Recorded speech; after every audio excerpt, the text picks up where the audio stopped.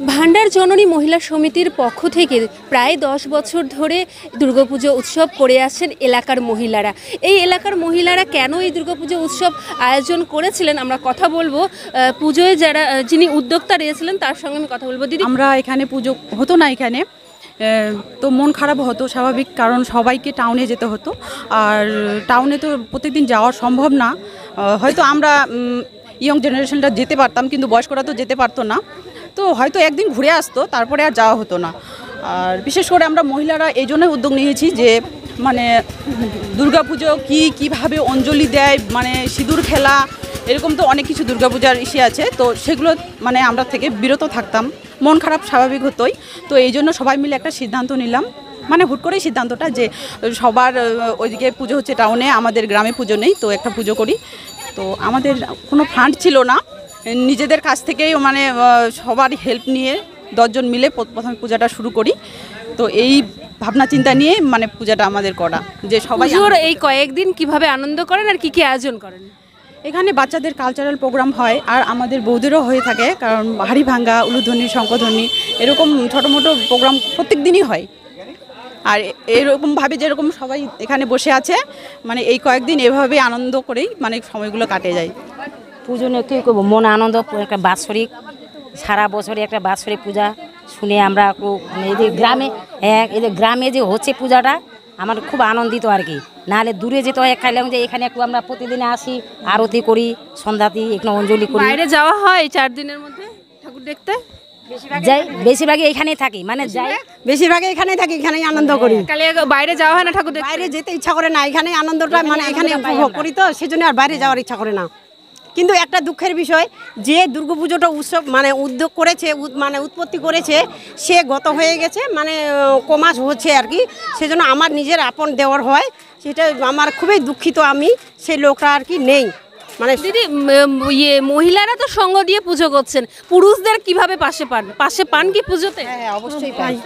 হ্যাঁ, অবশ্যই পাই। কতটা সহযোগিতার হাত বাড়ায়? প্রচুর সহযোগিতার হাত বাড়ায়, ওরা হাত বাড়ায় বলেই আমরা এই পূজাটা করতে পারছি। হ্যাঁ, আর কি বলবো। এখানে আমরা সবাই থাকি, পুজোর আনন্দ কাটে দিনগুলো, আর বাইরে যাওয়ার ইচ্ছা করে না, এটাই আর কি।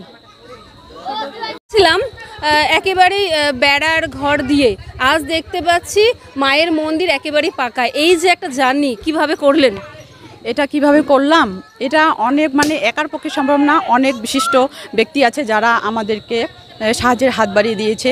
তো তাদের নামগুলো এখন বলবো না, তাদের মানে সবার তরফ থেকে আমরা আমাদের ভান্ডার জননী মহিলা সমিতির পক্ষ থেকে সবার পক্ষ থেকে ধন্যবাদ জানাই ওনাকে, যে এরকম হেল্প না করলে, সাহায্যের হাত না বাড়িয়ে দিলে কিন্তু আমরা এই মন্দিরটা কমপ্লিট করতে পারতাম না।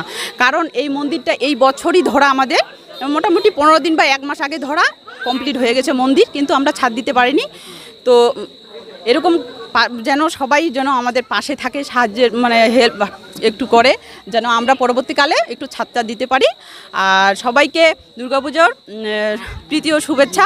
বস্ত্র বিতরণ আপনারা করছেন? হ্যাঁ, কতজনকে করলেন? বস্ত্র বিতরণ করেছি মোটামুটি না 150 জন হবে।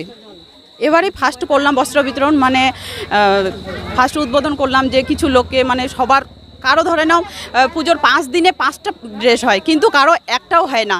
তো এইভাবে আর কি খারাপ লাগে দেখতে, যে আমাদের গ্রামের যারা দুঃসহ পরিবার আর কি, তো খুব খারাপ লাগে। ওই জন্য এই সিদ্ধান্তটা নেওয়া, যে একদিন হলেও যেন ওরা নতুন কিছু পরতে পারে, পোশাক আর কি। তাহলে আপনাদের যে আছে যে এই ভান্ডার জননী মহিলা সমিতির হিপি ফুররে অবশ্যই হিপি ফুররে। তো সংবাদ মাধ্যমে আমি জানাই, নবমীর দিনে আমাদের প্রসাদ হবে, সকলেই যেন আমাদের এখানে আসে। বলছি দিদি, মাননীয় মুখ্যমন্ত্রীর তো অনুদান পেয়েছেন, কেমন লাগছে? সবার প্রথমে আমি বলবো যে ওনাকে অশেষ ধন্যবাদ। আর এই যে উনি শুধু যে ক্লাবে অনুদান দেয় সেটা না, উনি মানুষের সাধারণ জনগণেরও কথা চিন্তা করেন, যে যেমন দেখেন অল্প হলেও তিনি বস্ত্র মানুষের হাতে তুলে দিচ্ছে, আর তার জন্য তাকে অসংখ্য ধন্যবাদ, আমার প্রণাম জানাচ্ছি। আর বিশেষ কিছু না, সবাইকে আমি শারদীয়া শুভেচ্ছা জানাচ্ছি। হ্যাঁ, সবাই ধন্যবাদ জানাবেন না? হ্যাঁ, ওনাকে তো আগেই বললাম যে উনি যে ক্লাবে অনুদানগুলো দিচ্ছেন, তার সঙ্গে যে জনগণের কথা ভেবে যে অল্প করে হলেও তিনি বস্ত্র তুলে দিচ্ছেন, এটার জন্য তাকে অসংখ্য ধন্যবাদ এবং তাকে আমি প্রণাম জানাচ্ছি।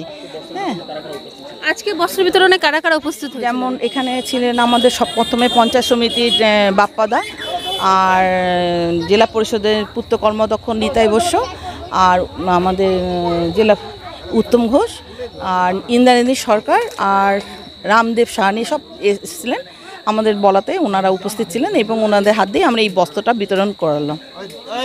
এইভাবে আমরা অনুষ্ঠানটা সম্পূর্ণ করলাম। আপনার নাম ও পরিচয়? আমার নাম হচ্ছে 7 নম্বর ভান্ডার অঞ্চলের আমি কর্মদক্ষ ICDS-এ, আর সোমদত্তা বর্মন। আর এই পুজো কমিটির কোনো দায়িত্বে আছেন?